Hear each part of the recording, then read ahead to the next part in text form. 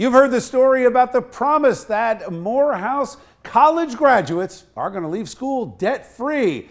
In a moment, you're going to meet one of those lucky students. All this thanks to a special graduation gift from billionaire Robert F. Smith. While delivering the commencement address Sunday in Atlanta, Smith told the 400 grads that his family is going to erase their student loans. On behalf of the 8 generations of my family who have been in this country, we're going to put a little fuel in your bus. The gift is estimated to be as much as $40 million. Now let's meet one of those lucky students. Joining me now, graduating senior Ricky Banks. Ricky, welcome to Chasing News. How are you? I'm doing well, sir. Thank you for having me. I appreciate the opportunity. So you're at graduation, you got your family there. Guy gets up, gives a speech, boom, debt's gone. What was your first reaction when he made this announcement? I mean, my first initial reaction, I was actually in shock. Most of the colleagues around me, they actually, started shouting, dancing, pretty much, praise worshiping, but I was still in complete shock. All right, if you don't mind my asking, how much would this gift be worth to you? How much debt do you have? I had about $40,000 in student loans coming in. Wow. So it definitely alleviated all of my debt. It's a game changer, right? It's a game changer. Well, I knew about Robert Smith coming in because when I worked with SGA, he actually donated last semester $1.5 million to go towards a student academic center that will create a park for students outside to be able to study and conduct their work and activities outside of the classroom. So when I found out that he was going to be our commencement speaker, it actually gave me much more motivation to actually, I was excited to meet him. So what did you study, and what happens next that you're going to save $40,000 and plus all the interest and everything else over what could have been 10 plus years? What do you do? Exactly.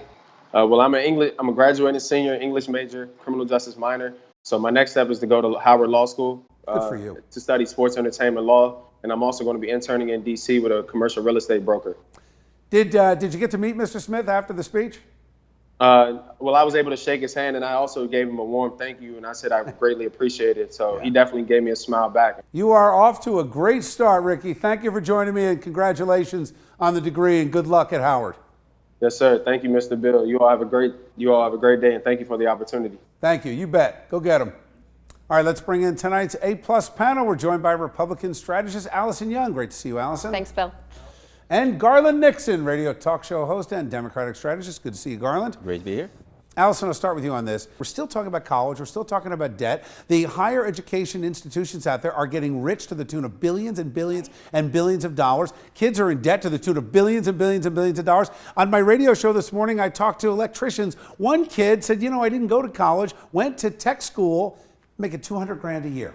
Well, Why aren't we encouraging that in high school? You remember when this came up in the 2016 campaign, right? Marco Rubio said there's a welder making $75,000 and somebody with a philosophy degree is making $50,000, right? So this vocational training and community college and college, four-year college may not be for everyone, has some merit. It's coming up on the campaign trail. And this is one of the places where Republicans are actually making a lot of ground with millennials and with the more blue-collar focused areas, because they're saying there is a path for you. You don't have to commit to a four-year expensive degree that may not be worth it when you graduate. You've got to make sure that people are doing things that they enjoy. And so it's not just about money or education. People, if you do what you like for a living, you never work a day in your life. And we got to think about that also. Fair, but I don't want to be on the hook as a taxpayer to make the colleges rich for some kid to go do what they want to do because they love it, and they can't earn more than $20,000 a year doing it. That's the thing that the candidates are afraid to talk about right now, is how are we getting colleges to actually reduce their costs? Because otherwise we're on the hook for $1 trillion to pay for free college. $1 trillion, that's exactly right. It's not free, Bill. We're paying for it, and so are they. How about we stop subsidizing it altogether and let the colleges actually compete? Can you imagine? Competition bringing those prices down? Well, in order to do that, we have to end tenure too, right? They have to be on the free market. And it's the banks that are getting rich, not the colleges. The banks are getting rich off of these loans. They both are. All right. Thank you, guys.